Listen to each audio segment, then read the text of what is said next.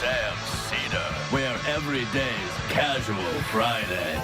That means Monday is Casual Monday, Tuesday, Casual Tuesday, Wednesday, Casual Hump Day, Thursday, Casual Thurs, that's what we call it, and Friday, Casual Shabbat. The Majority Report with Sam Seder.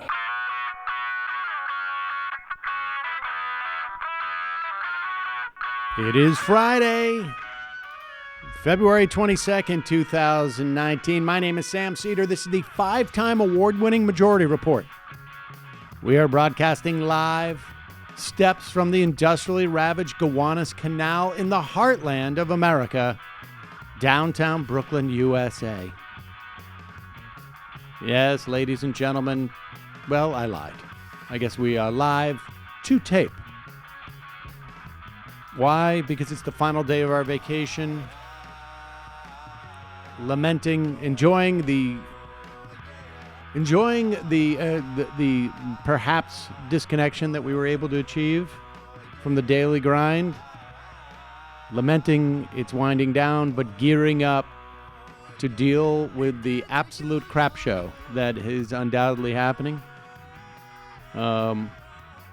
Perhaps maybe with new people entering the Democratic race this week. Who knows? In the meantime, have an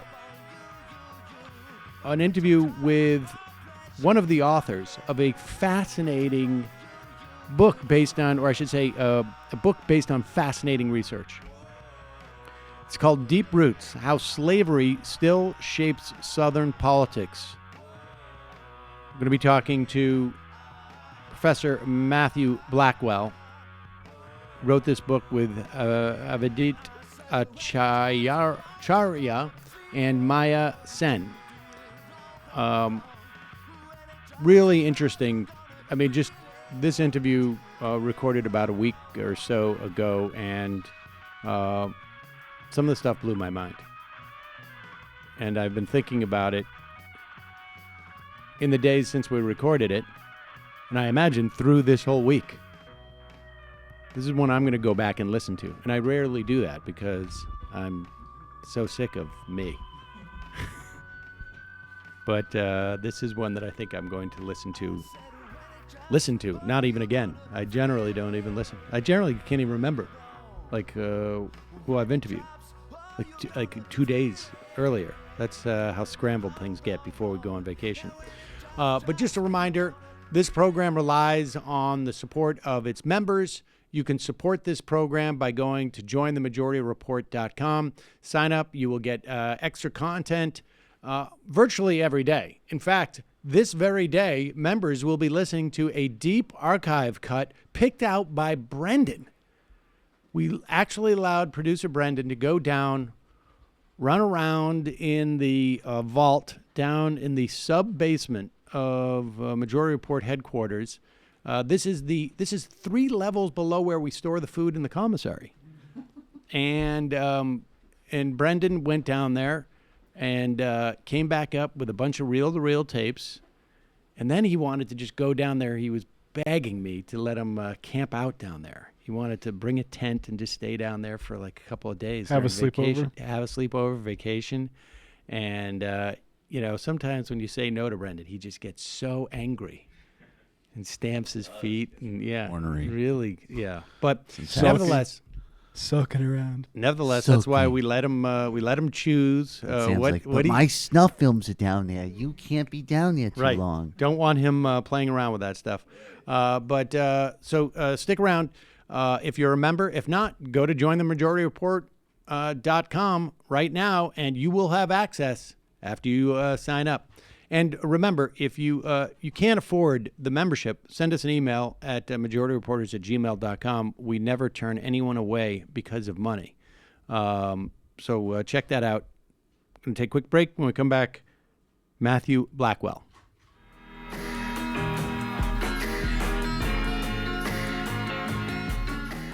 We are back. Sam Seder on the Majority Report on the phone. It's a pleasure to welcome to the program Matthew Blackwell. He is Associate Professor of Government at Harvard University, also one of the co-authors of Deep Roots, How Slavery Still Shapes Southern Politics, with Avidit Chiara and Maya Sen. Matthew, welcome to the program. Thanks for having me. All right, let's just start with the I guess the mission of the book was to answer the question, why is the United States particularly conservative on the issue of race, or why are there differing parts of the United States that seem to be? Was that basically it? Yeah, I think we were kind of thinking about how to wrap our heads around the fact that, of the advanced industrialized countries, the United States is kind of an outlier in terms of the conservativeness, and in particular that we have this kind of one region in the country that has historically been and continues to be fairly conservative, and that's the South. And it's not, it doesn't take a lot to recognize that the South also has kind of an intense history of things like slavery and racialized violence and things like that. And we kind of were setting out to think about, well, could we kind of systematically think about how those two things are linked? Is there some deep historical reason, not just about candidates and polls and campaign advertisements, but there's something deeper in the history of America that kind of has led to the broad political cultures that we see in the United States.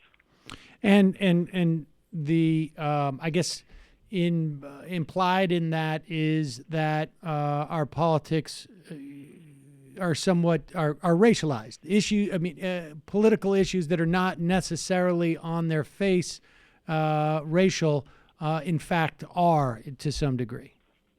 Yeah, I think there's evidence, not just in our book, but in elsewhere in political science, that kind of shows how it's the case that when we think about redistribution in this country, a lot of people tend to think about where is the money going to come from and who is it going to go to, and the notions of the from and to tend to get caught up in a lot of ideas about race and racial groups. And so the idea that the kind of redistribution itself, kind of the core, maybe the cornerstone political issue in the United States, gets wrapped up in, are the groups that are perceived to going to be getting this redistribution deserving of that in some way? And when those groups kind of, when that kind of thinking latches onto race as one of these groups, it can really shape how people think about redistribution and really shape a lot of people's opposition to redistribution, even in times when it would perhaps even help their own personal interests. And so you set out to sort of answer this question as to why there's this type of divergence. What is, just define for us this notion of behavioral path dependence. What for lay people, what does that mean?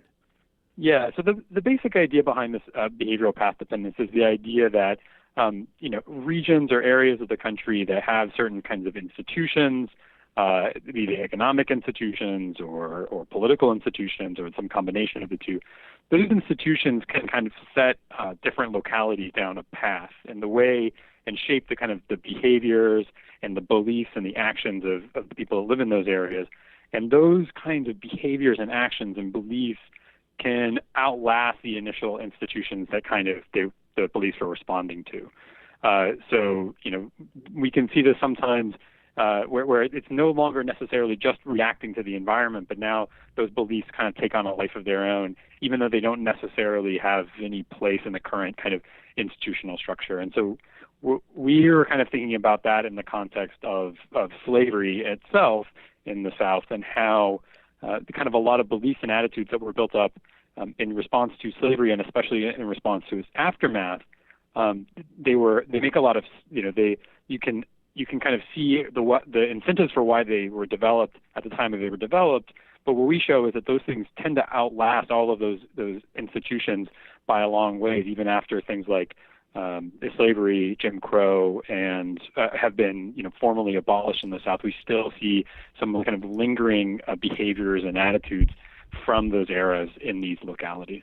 And this is sort of, I guess, there's like a parallel concept, right, in psychology and within the context of family. Just for instance, that my great grandparents, were very, very uptight about, all of us having our passports because they had an experience where they had to get out of Germany rather quickly, or Depression era folks being, concerned about money.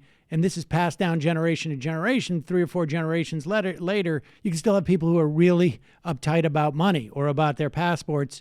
I mean, it's somewhat analogous to that on some level. Yeah, and so if you think about and obviously some of that might be genetic about the variations in people, but we also have certain issues where it's going to be the case that the way that you come to view the world is somehow shaped by the world around you as you're growing up. This kind of idea of childhood socialization, that the way that your family talks about money, for instance, can shape the way that you're going to view money as an adult, or the way that in our instance, it's the way that race is discussed, the way that race is contextualized, the way that people talk about kind of interracial relationships. All of those things can't not but impact the way that you think about race moving forward. And even if there's a change in the context of race, obviously the context of race in say the 1940s in the U.S. South is very different than the context today. I mean, those are just different time periods with different kind of levels of obvious institutional racism, but it may still shape the way you think about it and the kind of where you fall along the spectrum in terms of having different views about race today. Okay, so you have this I guess this theory that that our politics today, not totally but largely, when we look at these maps, and I think maybe by now people have seen sort of these overlay maps that in some extent come out of your research here, but things that happened, that the way that the institution of slavery grew in the United States is predictive of basically how you'd vote today. Like, if that's the theory, then what? Just tell us the cities that you decided to look at and why those two were sort of the way to test this theory. Yeah, so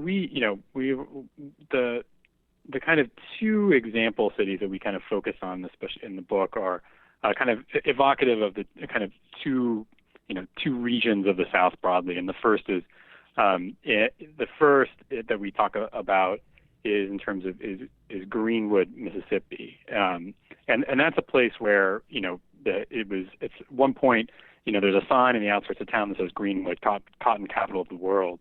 And it was just a kind of a powerhouse in terms of cotton productivity in the late 19th and early 20th century, and it was real kind of embedded in the Mississippi Delta and all of those things. And that has a kind of large African American population that's a remnant of that, to some extent a remnant of that era. And so we see this as one of these places that was kind of deep in the heart of the kind of the slave culture and the enslaved areas of the South.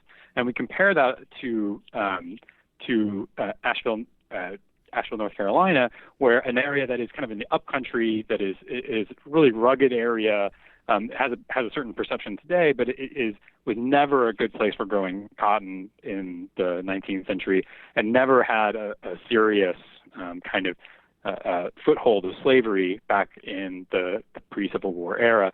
And we kind of contrast these two places because neither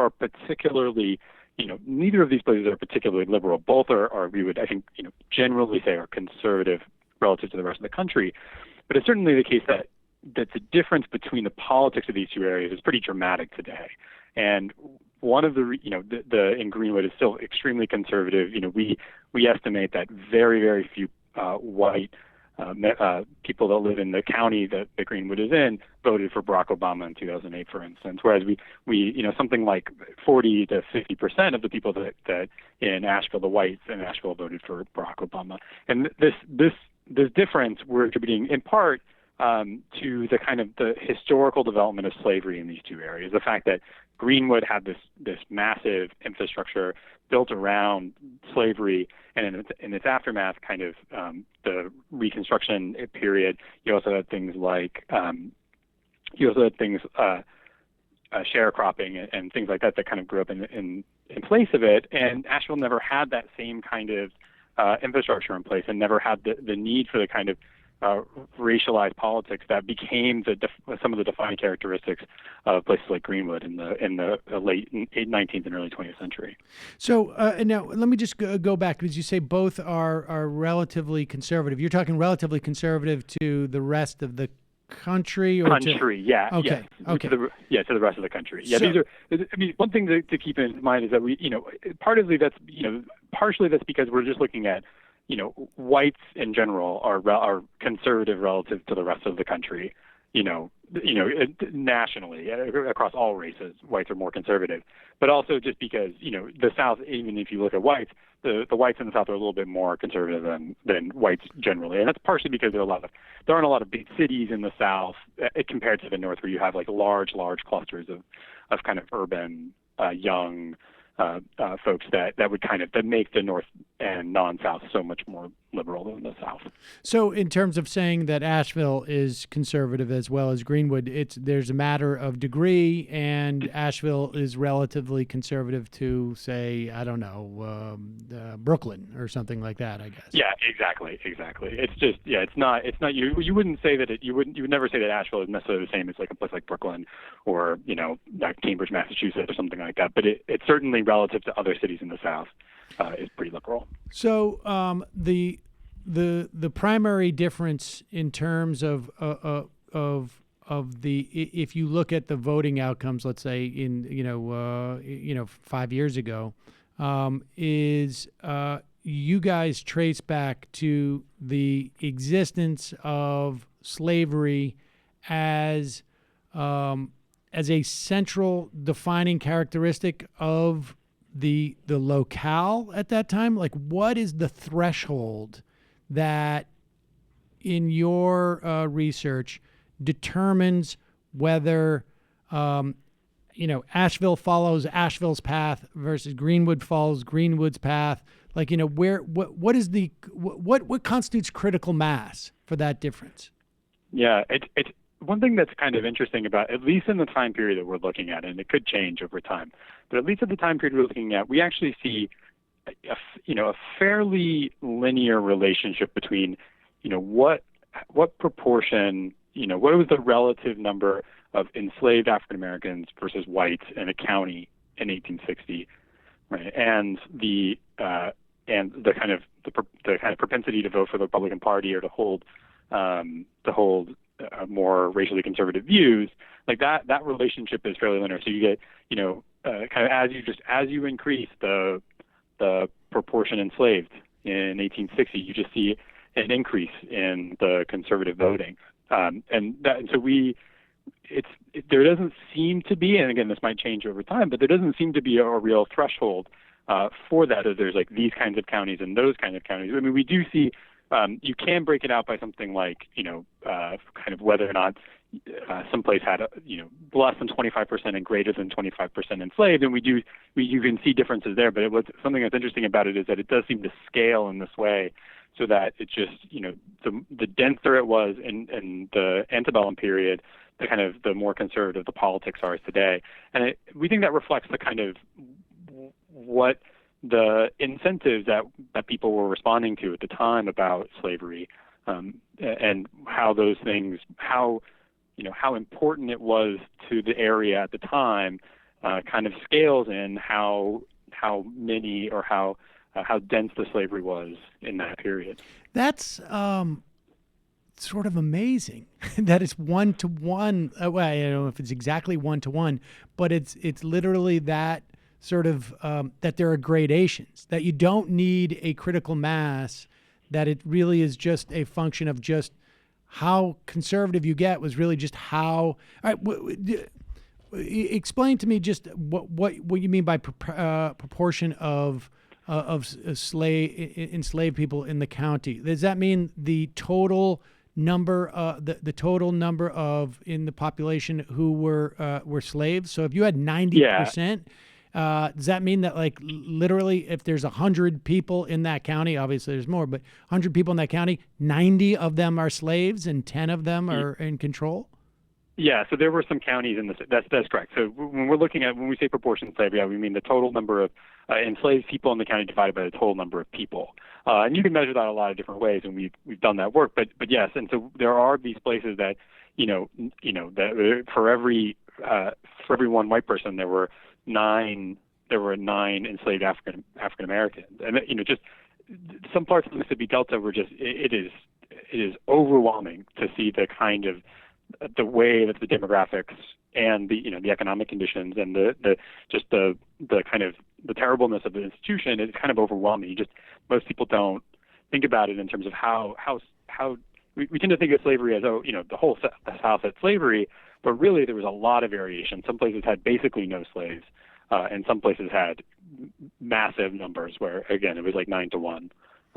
Oh, it was literally 9 to 1 in some areas, and so okay, so and so this is how you get that disparity within the context of a broader South that is pro the institution of slavery, but it's the proximity to the practice of slavery, I guess, that is the driving factor here. Yeah, and we find one of the reasons for that we find is that it's actually not just when slavery existed, but actually when slavery went away. So after emancipation, after the Civil War, that the places that relied on slavery the most, that had the most slaves, that in fact where the whites were outnumbered the most, kind of once the African Americans were free, these were places that their reaction to emancipation was incredibly harsh, and they tried to enact all kinds of terrible kind of Jim Crow style laws and these things called black codes to try to constrain and restrict the mobility of African Americans in that period, and all kinds of economic institutions to react to the emancipation that were directly a function of them trying to recreate the kind of economic system that they had under slavery. And so that reaction is going to scale kind of with how dependent you are as a local area on slavery. Wow. Okay. So the reaction is what creates the sort of the biggest institutions. Are there examples of, and I want to talk about how that translates into sort of, I guess, attitudes. But as you say that if you have the highest concentration of slaves to non-slaves, to presumably their owners or those who are sort of like enabling their owners, and that you can see that in voting patterns 240 years later. I mean, almost, right? Or 200 years later, or I guess maybe closer to 180. But how does that match up in terms of figures? Is that because you had a lot of former slaves leave the area, or I mean, how does that translate? Or are you looking at the granular numbers, not the results from the county, but how the white population voted? Yeah, so that's the key thing here, which is actually kind of it's interesting to look at, because if you look at a map of how the South votes and you superpose it on one of these maps of the density of slavery, what you'll see from it is it looks like that the former the Black Belt, the cotton belt that kind of goes down through the southern states, the Deep South. If you look at that area now on kind of the red blue typical maps you see on TV and things, that's actually pretty deep blue. And the reason for that is the former slave areas also happen to be places where they're not happen to be, but as a direct consequence of this, are places where there are relatively dense populations of African Americans today. And so you do see that if you just look at the kind of the vote, it looks like those areas are more liberal, and they are because there are large proportions of African Americans. But what we wanted to do was actually tease this out for whites, because we thought that those are the people for which we think that this kind of mechanism, this kind of the behavioral path dependence could really act. And so a lot of what we do in the paper and the book is trying to figure out how can we find this out for white folks in the South. And we do that in a couple of different ways. One is to get relatively recent big surveys that ask a lot of questions of a lot of people so that we can get huge oversamples of Southern whites to kind of really get a sense for the geographic dispersion of their attitudes. And we also use election outcome data, election kind of vote data, and combine it with some data from the voter file in terms of turnout by race, which you can get in the South, or you could get in the South when the Voting Rights Act was still working, and you can use that information to kind of back out what you think the white vote is in these areas, and so that's kind of helped us. So we're really focusing on white folks, and so we're the kind of idea is that some of these families that have passed down these things over time are because throughout the generations, at least among white people in the South. So if I understand you correctly, it's possible, and it's actually fairly consistent that you have some of these areas that are the bluest areas, on a county level in the South, have some of the most racist white voters. Is that? Do I understand that correctly? Yeah, I would say that's a fair characterization of what we're saying, and I think partly it's instructive to kind of think about. One thing that's always kind of helped me is when you think about places like we think of West Virginia, and West Virginia is kind of like border South, left Virginia because of the Civil War and things like that, but is a useful comparison sometimes. Think about it, in the minds of most Americans, we think of West Virginia as being so solidly red that just deep red, very Republican, and we kind of compare that to a place like to Georgia or Mississippi or Alabama, which we do also think of as being pretty red, but with a kind of blue streaks, literal blue streaks. But also, there are Democratic representatives from those states, and I think we tend to think I don't know if we equate them, but I think what we don't realize is actually, if you were to just take all the white people in Mississippi and Alabama and compare them to the white people in West Virginia, I think what you'd find is that they're actually a lot more liberal or they're more liberal in West Virginia than they are in Alabama and Mississippi. And you can actually, going back in history, you can see that where West Virginia was an area that actually had, when there was the solid South of Democrats, West Virginia actually elected Republican governors, more liberal Republican governors. And so it's an interesting, I think sometimes these kind of populations of people tend to mask the kind of underlying individual level variation in attitudes that is pretty interesting. And I think especially that's true about the way that race and masks kind of the differences among races can mask some of the white conservatism in the South. So wait a second. So that is so the individual white voters in West Virginia are less racist than those pockets of white voters in those other states you mentioned. So why does that translate? So is in that instance in West Virginia, is it that their conservative views are not a function of race? Is that I'm hung up on that. Yeah, so part of it is that I think we just don't see it because we never get an election where just everyone and only the white, not anymore. We don't get elections where everyone, only the white people vote in Mississippi or Alabama. Whereas that is basically, given the demographics of West Virginia, that's what every election is in West Virginia. And so I think if you were to hold an election where only white people could vote, right, and we gave them, we would see that West Virginia, I think, would generally tend to be slightly more liberal on a lot of set of issues than like the white folks in Alabama. Slightly more liberal, or less conservative. Yeah, I mean, it's exactly. So I mean, this is all like relative degrees, and okay. So it's not like we're not talking about it's not going to be obviously West Virginia is not like Massachusetts or something like that, or even New Hampshire, but it's going to be relatively less conservative than these other areas. And I think to some extent you kind of see that in some of the politics coming out of places like West Virginia. It tend to be they do tend to, there's I think more kind of toying with or entertaining liberal ideas when it comes to say unions and things like that than we really see in the Deep South. But West Virginia now, has West Virginia become more conservative over time? Is that or am I? Is that that just I'm getting confused with sort of just like partisan realignment? A is a question, and B, if it is the case, does this mean that race is not exclusively the exclusive or even the most predominant factor in determining how conservative, broadly speaking, a population would be? Yeah, I think that's an important distinction, and it kind of helps with the West Virginia case too. Because one thing we do find is we found in our previous research is the following, which is that if you look at areas of the South that had legalized, had allowed slavery, it was legal, but had very little slavery itself. These are kind of places along the northern border states, places like West Virginia.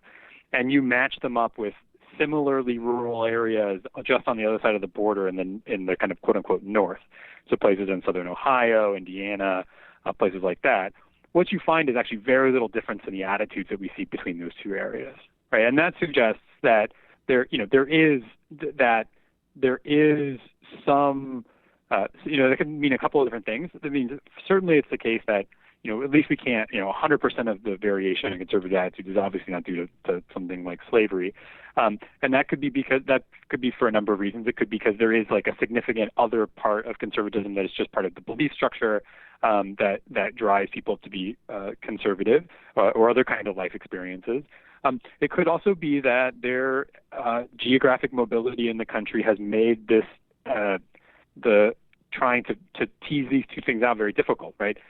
A lot of black and white people moved out of the South in the first half of the 20th century during the Great Migration to places in the North and places in the West. So we did have big exoduses of both black and white folks that could kind of, in some sense, if you think about those are now spilling over into other areas. And so it becomes harder over time to kind of see these relationships. They tend to attenuate over time just because you have people moving like that. And so it's hard to tease those two things apart. It could still be the case that a lot of this is being driven by race. It's just kind of indirectly through people moving, but we can't quite tease it out without getting a full accounting of everyone's family history, and that's obviously very difficult. Right. So the idea is that so then getting back to the Reconstruction era, when you had a county that had a high proportion of slavery or slaves, essentially to white folk, the responses were basically to subjugate black people who are now free economically, politically. This goes on through, certainly through the Jim Crow era. And so the idea is that theoretically the lessons that are learned, as hey, Pa, why is it there's a poll tax? Well, I'll tell you, son, like these ideas are then communicated and embedded in this next generation, and they retain these ideas essentially, right? And even if they move to West Virginia, they still have these ideas, even if those measures aren't there, or they implement those measures there for reasons maybe that they have forgotten or were never firsthand experienced as to why they were doing this. Yeah, I think one thing that is always for us as someone humbling about doing research like this is that I think it makes you question a little bit to the degree to which you've come to your own beliefs as like a true rational person, where you sat down and really thought about all the alternatives and decided that my political beliefs are directly a function of that rationality. I think that's how all of us like to perceive ourselves. But really, when it comes down to it, a lot of it is being shaped by our family history and our upbringing in various ways. And I think definitely in the South, you saw there are some really kind of amazing descriptions of this in what is now called kind of a racial etiquette, and the way that children were raised in a way that kind of follow rules of interacting with members of the opposite race. In the South, it was highly codified, informally. It wasn't always legal, but there would be strict rules about, say, when a young white child was walking on a sidewalk and a black adult approached them, who would get out of the way, right? And who had the right of way in that situation? It was always the young white child, and there were certain ways that young white children were allowed to talk to adult African Americans, and these kinds of structures were heavily enforced, right? Along with things like children's versions of things like the KKK, clubs that kids would join as part of this, and all of these kinds of these infrastructure was built up around making sure that that white and black people understood what the rules were for interacting, and in particular to make sure that everyone understood that African Americans were in a subjugated position relative to whites. Right. And I think that it was overwhelming when you look at kind of the people that have done historical work to figure this out.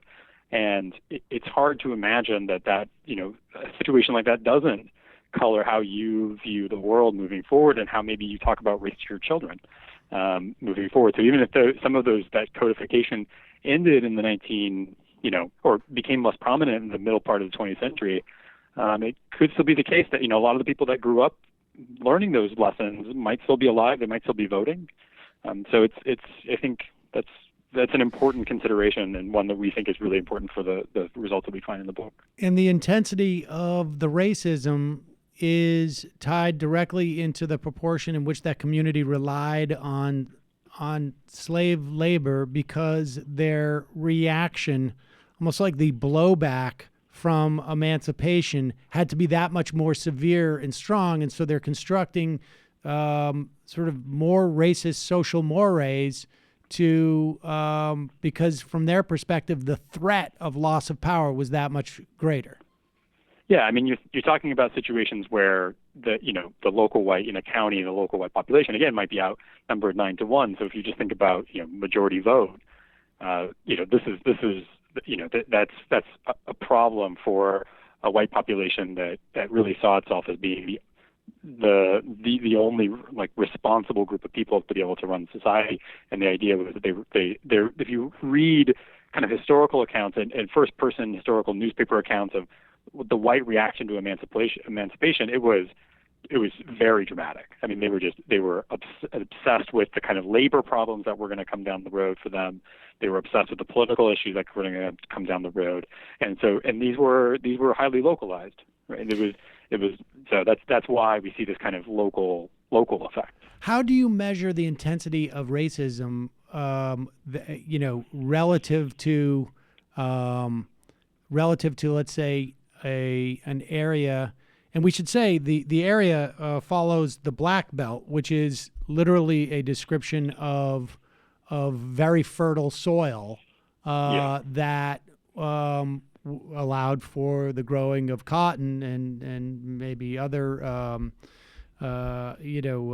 commodities that would require a higher rate of slavery within that area. So it's sort of, I guess we see this in the context of other if you're in thousands of years ago living in a fertile area, agriculture becomes your primary the agriculture becomes the primary driver, and society is constructed around that. That notion exists, and so it makes that sense. But how do you measure through time the relative levels of racism from a county that, say, had 9-1 ratio versus, let's say, 5-5 or 7-3? Yeah, so that's, I think for us that was one of the most challenging things about the book, and one of the reasons why we decided to write a book was because we thought part of it is kind of data detective work, trying to find the little bits of quantitative evidence that we could get from whatever source. So it looks like different things in different time periods. So, when we had to look about a little bit about this in the antebellum period, and there we were looking at how different members of the Georgia state legislature voted, and how did the ones that lived in the kind of high slave areas vote compared to the low slave areas. We looked at how, in kind of moving forward in more like Jim Crow area, we were looking at how did counties, when ratification of Jim Crow state constitutions, in particular we looked at Alabama, that were up for a vote to ratify the Constitution that was explicitly about restricting the kind of ability of disenfranchising African Americans, putting all the kind of Jim Crow era laws on them. And we looked at, how did the counties vote for this? And we find that, the areas that had higher levels of slavery were more likely to vote for to ratify the constitutional amendment that would disenfranchise African Americans. Later on, we got data on lynchings over the course of the kind of late 19th, early 20th century, and found that as a proportion of the total number of people, there were more lynchings of African Americans in these areas relative to the below slave areas. And then moving kind of steadily moving forward in time, we can use once the disenfranchisement of African Americans is complete, we can actually use just the vote shares in these areas because those are just basically white elections, and so we can look at how they voted in terms of national elections in that time period, and then fast forwarding over time to today, we can start to look at things like big surveys that are being done by the National Election Survey, done by political scientists of Michigan, and then another survey that's now kind of even bigger, and we can look at questions that specifically ask people things like, how warmly do you feel about this group, on a scale from 0 to 100? And they ask about, what do you think about black people? What do you think about white people? And we can look at just the difference between those two numbers as a measure of kind of racial preference. Wow. And then today, now there's political science is trying to get very sophisticated about how it measures kind of views on race that are kind of more, say, hidden than the kind of obvious racism of the biological racism of the past. And so we use some of those kind of more subtle measures in the current time period.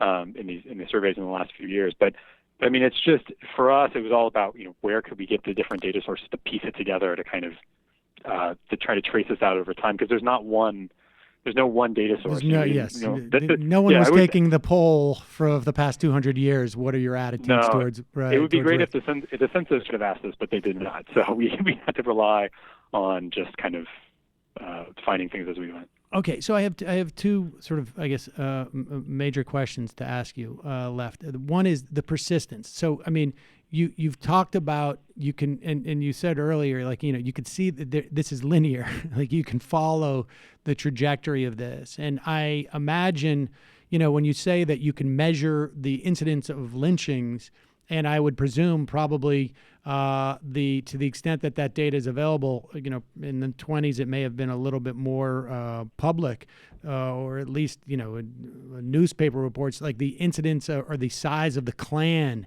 in a specific area. I would imagine that in and of itself provides the durability, like each era provides its own sort of reproduction machine of these attitudes. Is that the case? And B, if it is the case, are there areas where that falls off? Like, is there nothing that can then break that other than sort of distance, generational distance from that slavery? Yeah. So, we try to take this up a little bit. It's a tough question. Like, what is the, someone asked us once very early on when we were writing this, like, what's the half-life, the kind of radioactive half-life of this? Like, when should we expect this to kind of go away? And so we try to look at that a little bit, and it's a difficult question, just because it's hard to compare some of these measures over time. But one thing we do see is that when we look at things that are outcome measures where we see that the federal government has really gotten involved, and taken action, where things like voting rights, things like kind of educational inequalities, things like even income inequalities, what we see is that those types of measures, the kind of black-white wage gap, the black-white education gap, and the black-white kind of turnout gap, those things used to be really heavily correlated with slavery back in the early part of the 20th century. Right, so it's kind of the same story we've been telling about these things, that you saw this both in terms of attitudes, but also in terms of the kind of inequalities between whites and blacks. Now, even though those inequalities still exist between blacks and whites, but they're actually much, much less correlated with slavery than they were in the 1940s. Right, and so that speaks to the fact that part of what happened was that the federal government actually went in and had some really big interventions, things like the Civil Rights Act and the Voting Rights Act in the 1960s, actually had a big impact on kind of flattening the relation, the kind of how local some of these effects are on some of these outcomes, right? And so we see that as like an interesting, I don't know if it's success, but an interesting kind of way that when the federal government actually got involved and did something, it actually had a pretty big impact. What we don't see that on is things like these attitudes. The relationships that we see between slavery and attitudes in the middle part of the 20th century are not that different than the relationship between attitudes and slavery that we see in the early part of the 21st century. And to some extent that we think that kind of speaking to this idea that it's hard to change the kind of hearts and minds, and we don't really know what that's going to look like moving forward. And so we'd like, it could be the case that these things just kind of march and they dissipate slowly and slowly and slowly. But on the other hand, it could be the case that kind of entrepreneurial politicians are able to kind of latch on to some of these political divisions and actually kind of reactivate them in some ways. And I think it's hard to know how that lasts. I mean, to give you a sense of how long. That's sort of terrifying in a way. Yeah. Well, to give you an example of this, So if I understand you, just to restate, federal intervention is a fairly effective means in which to make some material differences, and presumably in the worst case scenarios, right? Because that's where you're most likely affair. But despite these material differences, attitudes have a persistence that is incredible. It seems like, and that persistence and that durability is also a function of people out there who know that it's latent and at any time can sort of re-up its virulence. Yeah, that's and so I think that's totally correct. And I think outside of the context of the South, one thing, we one piece of a paper in economics that showed that they related voting for the Nazi Party in Germany in the 20th century was related to the Black Death era pogroms and anti-Semitism, in the 12th century. Right? Hundreds of years of persistence. And again, that kind of shows you, I think what's interesting about that example is not only is it we don't necessarily have this thing where just everything goes away, but it could be that there are, again, kind of entrepreneurial politicians that can take advantage of these kinds of divisions and reignite them. And I think that's something that, we tend to think of everything as progress is marching forward and things like that. But I do think that it doesn't, there are ways that it could go in different directions. And I think that's something to watch out for as time marches on. Okay. My last question for you is largely outside of your portfolio, I think, but seems to me to be highly implicated in your research. What about the converse? What about those areas where you had a 9-to-1 slave to, a slave owner, more or less? What were the implications if the attitudes that were so ingrained, were developed then in response to emancipation and presumably slavery, right? I mean, to justify it, they're two sides of the same coin. Are so durable in white people. What about the attitudes that would have necessarily come with being subjugated in black people? Yeah, we've looked at this a little bit, but I mean, one issue that we've kind of faced with studying kind of African American views on this and kind of how we think there's obviously a huge legacy of slavery for African Americans. I think, but the thing that makes it difficult to study for us is that, for white folks, the people, had right. They could vote. They could vote. They did things in society which would indicate their attitudes. And black people, largely during that period, have no ability to articulate that in the public record. Right. Well, not just that, but there's a variety of ways that whites could interact with society, and a variety of ways that they could interact with the slavery and the issues of post emancipation. Whereas African Americans had basically uniformly treated by these institutions. Right. Basically, massive proportions were enslaved. So it's not like there was a big group of African Americans that were not enslaved that we could look at. Oh, how did their attitudes form over time if they didn't interact with slavery? Whereas with white folks, we definitely have these areas where they just didn't interact with slavery all that much. And so there's more. We think that it's almost like it's so the impact on African Americans was so overwhelming that it makes it actually difficult to kind of study, because it's hard to figure out, well, what would have it looked like for them if this institution didn't exist? I mean, that's almost like a crazy question to even wrap your head around. And I think that's what makes it a difficult thing to study. Having said that, I think there is evidence that African Americans have higher degrees of what's called linked fate, where they tend to think about what's good for the group is good for me, in terms of the descriptive representation and things like that. And we think that could be in part driven by this kind of interaction, the way of being subjugated in this way in this manner. Definitely seems like something that could lead to those kinds of attitudes over a long period of time. At the very least, your research shows that the legacy of slavery, particularly how it impacts attitudes, individual attitudes, has an incredible amount of durability. Yeah, we were surprised, and we kind of threw the kitchen sink at it, and it's still there. And so we were. It's kind of just it's definitely something that we were surprised by to some extent. I mean, it's hard. Sometimes we feel surprised by it, and sometimes we feel like it's just completely obvious. So it's just hard to balance those two ideas. It's such an important institution, and yet, but it's 250 years. It's just hard to wrap your head around that. Matthew Blackwell, the book is Deep Roots: How Slavery Still Shapes Southern Politics, and I guess if you had room, American politics. Yeah. We will put a link to that at majorityreportradio.com. Thanks so much for your time today. Really fascinating. All right. Thank you so much for this.